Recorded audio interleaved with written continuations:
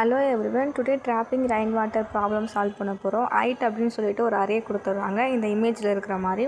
இப்போ மழை வந்ததுக்கப்புறம் அதில் எவ்வளோ தண்ணி தேங்கி நிற்கும் அப்படின்னு சொல்லிட்டு கண்டுபிடிக்கணும். அது எப்படி கண்டுபிடிக்கிறதுனா, ஃபார் எக்ஸாம்பிள் இப்போ நான் ஒரு வேல்யூ எடுத்துக்கிறேன். இப்போ 0 அப்படின்னு ஒரு வேல்யூ எடுத்துக்கிறேன் அப்படின்னா அதுக்கு லெஃப்ட் சைடில் இருக்கிறதுல எது மேக்ஸிமம் வேல்யூ அப்படின்னு கண்டுபிடிக்கணும். அதே மாதிரி ரைட் சைடில் எது மேக்ஸிமம் வேல்யூன்னு கண்டுபிடிக்கணும். அப்படி கண்டுபிடிச்ச 2 மேக்ஸிமம் வேல்யூவில் எது மினிமமாக இருக்குன்னு கண்டுபிடிக்கணும். அந்த மினிமம் வேல்யூவை கரண்ட்டாக எடுத்துக்கிட்ட வேல்யூவோட மைனஸ் பண்ணால் அந்த இடத்துல எவ்வளோ வாட்டர் தேங்கி நிற்கும் அப்படின்னு சொல்லிட்டு கண்டுபிடிக்க முடியும்.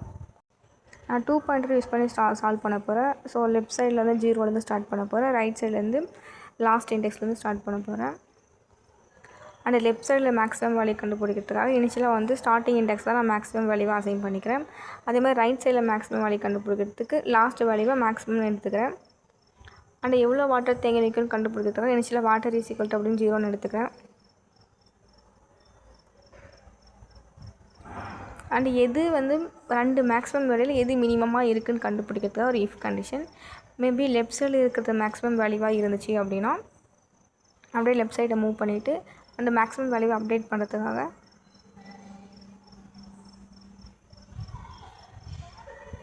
எவ்வளோ வாட்டர் இருக்கும் அப்படின்னு கண்டுபிடிக்கிறதுக்காக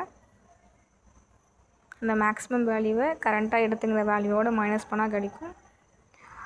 இல்லை எனக்கு ரைட் சைடில் இருக்கிற வேல்யூ தான் வந்து மினிமமாக இருக்குது அப்படின்னா